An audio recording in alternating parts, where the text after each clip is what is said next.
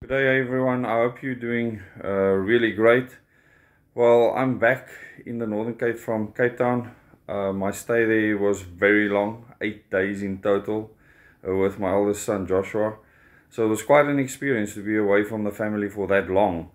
And this all happened because of an incident that took place on Van Rhyns Pass on the way from Cape Town with our last move. We had a huge trailer behind us. I was in the car with my youngest son, and the manganese trucks that travel back without loads, uh, they become brave when they go up the pass.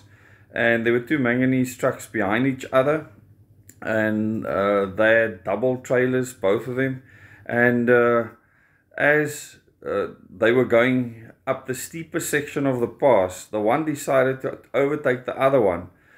And he was obviously focusing on the pass ahead. It was nighttime, and could see there were no other trucks coming down, and decided to overtake this truck without seeing that I was already halfway past him. I was already overtaking him at speed, needed the momentum, especially with a heavy trailer, and I had to slam on the brakes and pull back so fast and literally come to a standstill because of this truck that just didn't see me and just went in front of me. Now, for a truck that size to try and overtake another truck going up one of the steepest gradients on the pass, which is 1 to 8 at that point, it's just utter stupidity. I think it's 1 to 12, sorry. So, but that's what happened. I slammed on the brakes. I then had to try and get the car going again immediately, and the clutch and the gearbox didn't like that. So we made it all the way to our town, to our house, but afterwards, on the way back, when we had to take the trailer back, everything just gave in. So it took us 8 days in Cape Town to get a new gearbox, which obviously has a clutch in it because it's an automatic Volvo XC90, one of the old ones. And we were lucky to actually get the spares. It took some time, and the new gearbox was put in on Friday evening. Only finished at 8 o'clock. A team of 4 that worked overtime to actually get that done, and then we made our way home. So we only arrived back Saturday at 12 o'clock. So it was quite an ordeal, a very expensive one, close on 40,000 Rand in damages overall, with accommodation and everything else. But we're back home now, and we're still in the unpacking phase, which is quite sad after almost 2 weeks of being in the Northern Cape because we weren't present. But I really want to thank all of you that have supported us throughout this time, that have watched the videos, shared the videos. Lauren made a very important video. It only got 3,600 views on something that happened in Hungary, where they believe that foot and mouth disease was actually man-made, planted, etc., and spread to further areas. And that is something of concern. And it's sad when people don't have an interest in this until it affects them. And then everyone will want to hear what we have to say. But Project Coast, or the remnants of Project Coast, or what was sold off on Project Coast, as Dr. Wouter said, is throughout the world. It's still there. The technology is out there, and countries might use it. Not just countries, but organizations might use this. And they could do it to attack our food supply and many other things. Just to mention Van Rhyns Pass again, it climbs over 600 meters to 825 meters above sea level. And strategically, this is very important. It's very easy to stop access past that pass, and you pass the Northern Cape, Western Cape border while on the pass. On the last hairpin turn, you go past that border sign.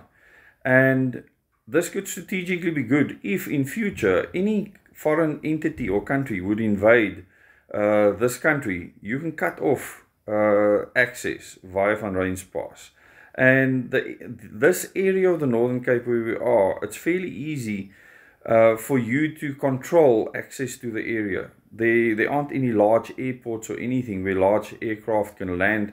So it's going to be difficult for people to come here. And there's would be very little strategic interest. So just a clue that I want to give you with regards to the area where we're in, that Van Rhyns Pass is one of the decision-making factors. And the fact that from the top of Van Rhyns Pass you can see the entire approach area for miles and miles. So The reason why we are here is a strategic one for us as a family. It's a decision we made because of what we needed in our life at this stage. We don't plan on living here forever. This was never the idea. And I think it's going to be good for us to test ourselves now in a plan B scenario to see how we do. And there's a lot of areas we're seeing where we can improve. And I would ask each and every South African that's willing to listen, that have ears to hear and eyes to see, to become as self-reliant as possible. Pay for your debt. Make sure that you have all the things you need to survive. Where you are, you don't have to move anywhere. If things become bad where you live, you will move because you're not going to want to live there. If you have the pollution like we experienced in Cape Town while we were there, the air is absolutely disgusting. I don't know how anyone can raise the kids in that kind of environment. And something will have to be done about the air pollution in Cape Town. I hear that a lot of people are starting to move out of there, but I mean, it's every individual person's choice. Some people don't mind driving around, even running in traffic where the pollution is absolutely horrific. So it's each person's choice, but I mean, our decision was carefully crafted. A lot of things were considered, and we will tell you when we make our next move. We first want to make sure that where we are, that we first unpack everything, make it the way we want it, so that we can come here at any stage in future and enjoy the place, for it not to be an absolute a dingy hideout. A lot of people are happy to go and live like my plotters in the middle of nowhere, and I just can't do that. So it's good that we can spend the time now, be here, experience the environment, experience the town, and everything else. I think strategically it's super important that if you move to a new area that you are able to do that. But this is our plan B abode. We will see where plan A takes us in future. For those of you on this channel that know what plan A, B and C is, you will understand. And just understand that you must always be ready for plan C. Have your 72-hour grab bag as a minimum. Doesn't have to cost a lot of money. You know, when you have a gas leak in your area or a fire or whatever there may be, it's very important that you have things like that. And when Joshua and I was in Cape Town, we took nothing with us, and it's very unlike us to do that.